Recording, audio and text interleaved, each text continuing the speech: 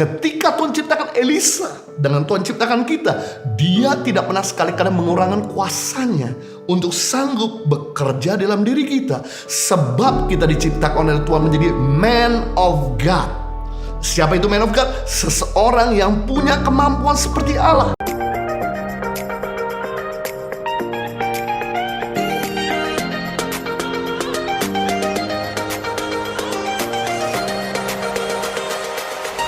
Pemenang. Dengan berjalannya waktu dan bertambah usia, membuat dunia ini tambah problem, baik kualitas maupun kuantitas. Sepertinya masalah dan krisis tidak pernah ada ujungnya. Namun yang saya bangga dan saya salut daripada Tuhan, Tuhan ternyata memberikan pada kita kemampuan atau DNA untuk kita jadi pemenang dan bukan pecundang, untuk kita menjadi penakluk dan bukan ditaklukkan. Dalam Kejadian pasal 1:26 berfirmanlah Allah, baiklah kita menjadikan manusia menurut gambar dan rupa kita, supaya mereka berkuasa. Kata berkuasa artinya menaklukkan ikan-ikan di laut, burung-burung di udara, atas ternak, dan atas seluruh bumi. Kata atas seluruh bumi artinya atas segala persoalan yang ada di bumi. Tuhan memberikan pada kita kemampuan untuk menaklukkan segala persoalan yang ada di bumi dan atas segala binatang melata yang merayap di bumi. Yang menarik, ketika Tuhan ciptakan manusia, Tuhan menciptakan menurut gambar dan rupa Tuhan. Kata gambar dan rupa Tuhan artinya sama karakteristik. Kata gambar rupa Tuhan artinya sama material. Kata gambar dan rupa Tuhan artinya sama kualitasnya. Kata gambar rupa Tuhan artinya sama sifatnya. Jadi kita diciptakan sama sifatnya dengan Tuhan, sama kualitas dengan Tuhan,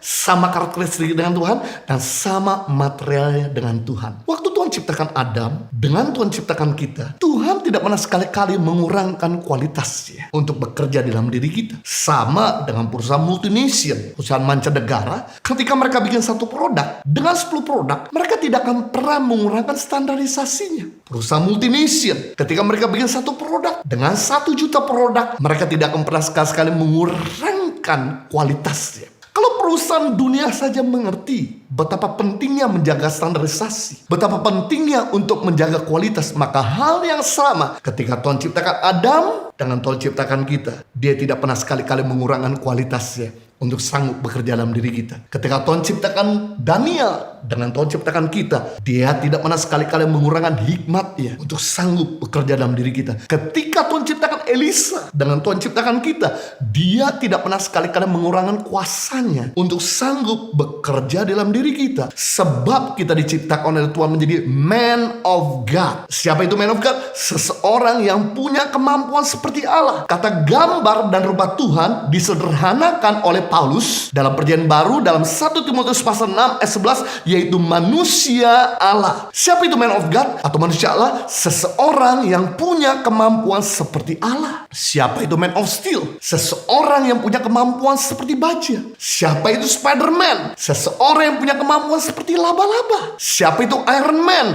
Seseorang yang punya kemampuan seperti setrikaan. Siapa itu Aquaman? Seseorang yang punya kemampuan seperti Aqua.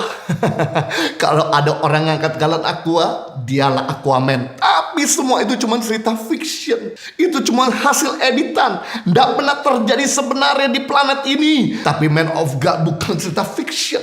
Man of God bukan cerita mitos. Siapa yang menyangka Daud yang kecil bisa mengalahkan Goliat yang badannya 3 kali lebih besar dari Daud. Dan man of God bukan ada sejak zaman purba atau zaman Alkitab. Man of God bukan ada sejak zaman jadul saja, tapi man of God juga ada di tempat ini, termasuk Anda yang menyaksikan firman Tuhan hari ini. Dan kita akan belajar bagaimana untuk kita mengeluarkan DNA Tuhan, DNA kemenangan, sehingga kita menjadi pemenang dan bukan pecundang, penakluk dan bukan ditaklukkan.